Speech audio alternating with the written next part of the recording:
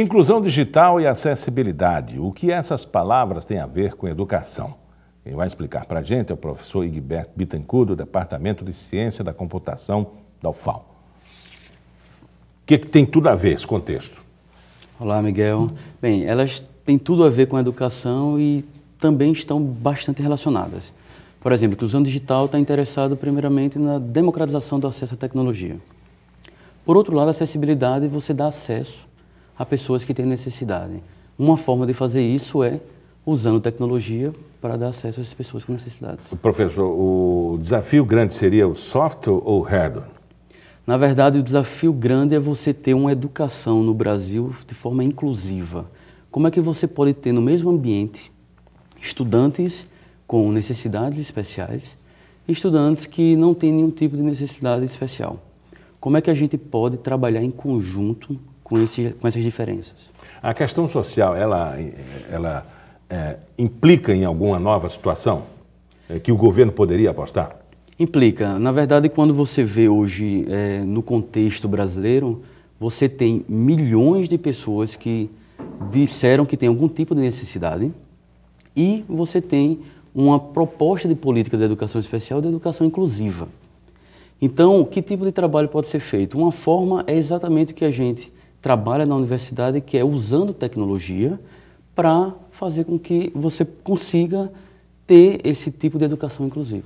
Quando o senhor fala nas necessidades especiais, a acessibilidade, seriam aquelas pessoas que, de alguma forma, são beneficiadas pela lei, mas que realmente elas têm dificuldade e que às vezes são incompreendidas e que às vezes o governo não destina, de certa forma, projetos, atenção àquela categoria?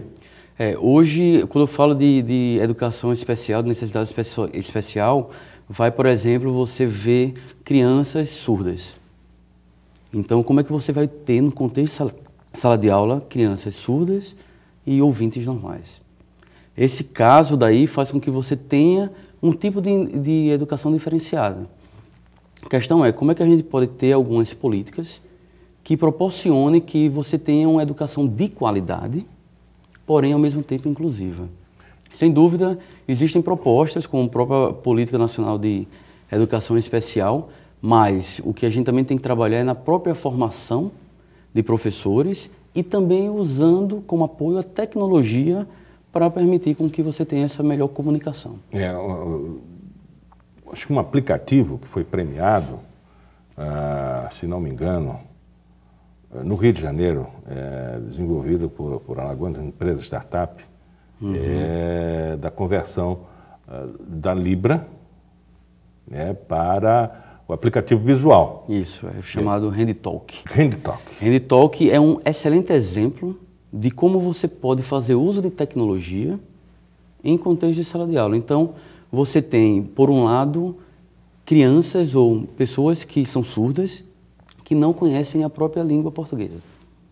Então, o HandTalk vem para apoiar nisso. Ele faz a tradução de português para a linguagem brasileira de sinais. A Libra, a língua dele é a Libra. A Libra, exatamente. Então, o HandTalk, inclusive, é uma solução alagoana, que foi premiada não só no Rio de Janeiro, mas ganhou um prêmio mundial como uma das melhores soluções para tecnologias sociais.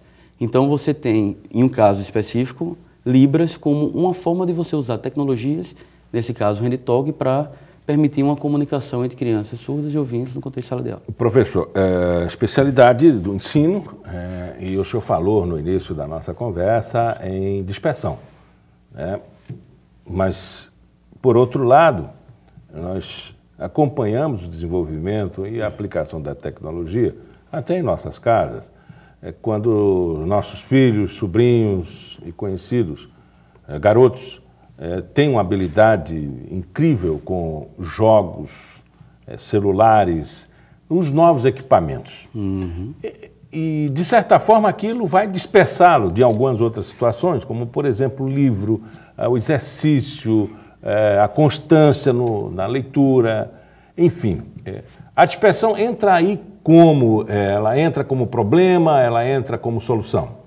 Essa é uma excelente pergunta. Na verdade, você tem, além dos jogos, as próprias redes sociais.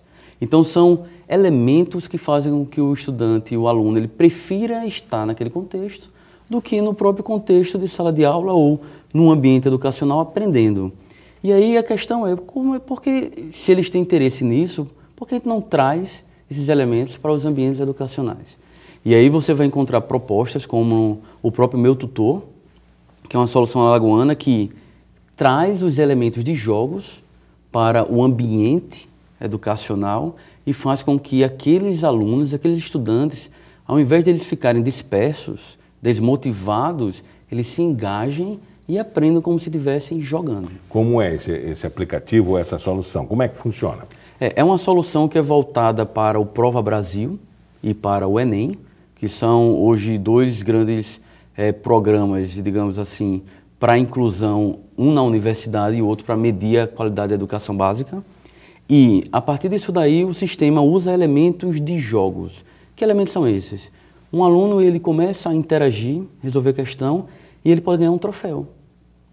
Por exemplo, ele respondeu 10 questões seguidas e acertou as 10. Ele pode ganhar um troféu de especialista naquele assunto.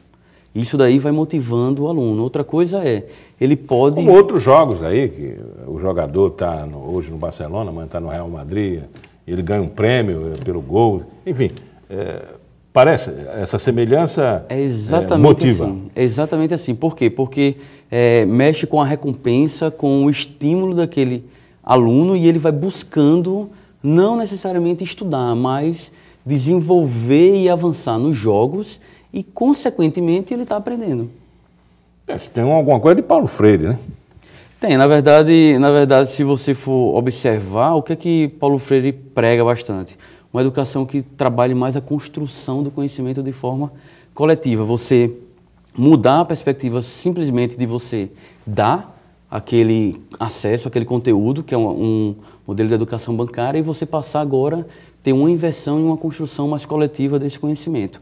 Nessa perspectiva, você entra com o aspecto da rede social e traz para ambientes educacionais. Então, os alunos, eles colaboram, discutem, interagem e constroem conjuntamente aquele conhecimento. Professor, agora nós temos um problema social embutido nisso aí, que nem todo mundo tem acesso, né? A nossa inclusão digital, ela está andando a passo de tartarugas, apesar dos esforços do governo como incentivo a ter o notebook com o professor, o notebook na sala de aula.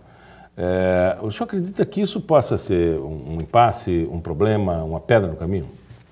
Olha, acredito que a tecnologia ela pode vir para apoiar o processo, porém ela não resolve o processo. Ela vem, como eu disse, como um apoio. Hoje a gente vê problemas como a infraestrutura, o baixo salário dos professores, desmotivação e sobrecarga de um modo geral nos professores. Ponto central que eu acredito que a gente deve trabalhar é no professor. O professor como uma peça fundamental para a melhoria da educação. Esse professor, fazendo uso das tecnologias, podem proporcionar uma educação de mais qualidade, mas o ponto central é o professor. Se discute agora, recente, que a introdução do ensino afrodescendente no Brasil, enfim, de economia como a lei do consumo e os problemas, enfim, muitas outras matérias que podem possibilitar o conhecimento.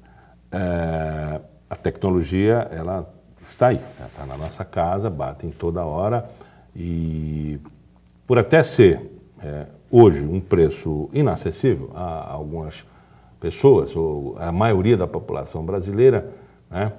Alguns professores até possuem o tal do tablet, ou até possam aprender essa tecnologia.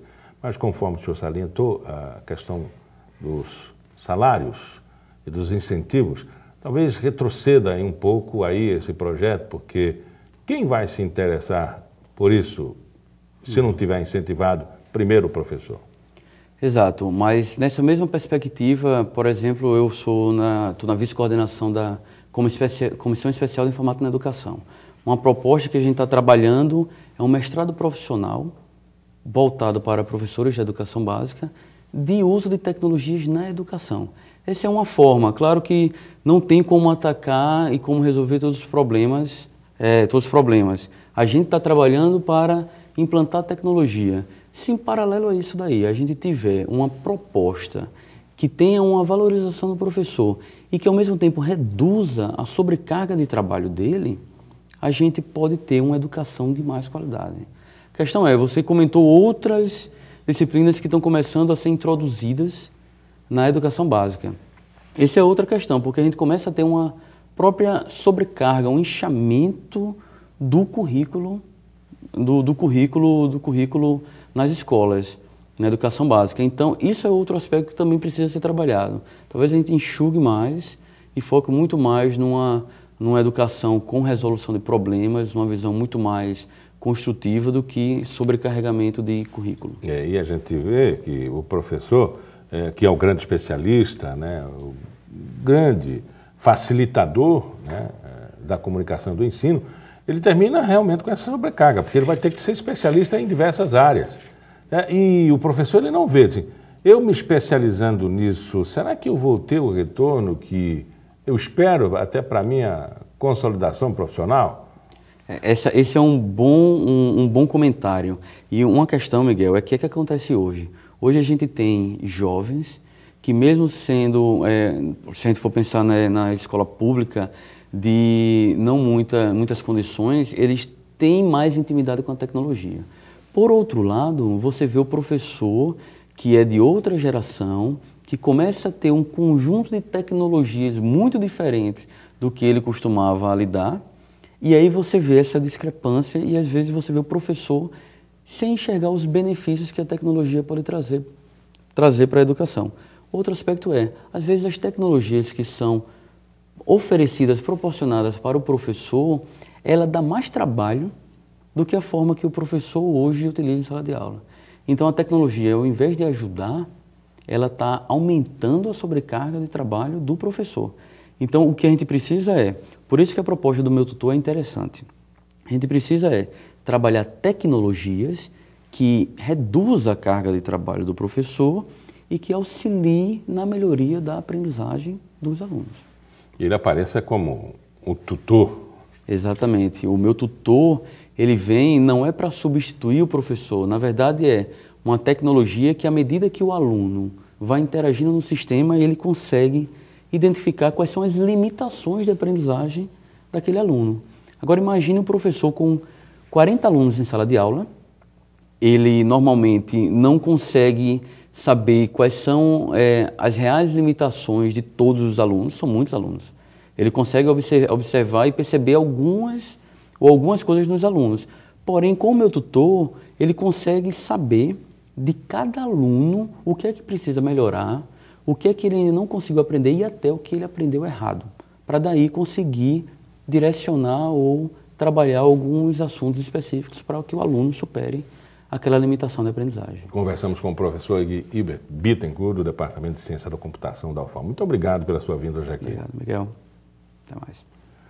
E o Pauta Especial fica por aqui. Voltamos na semana que vem. Até lá.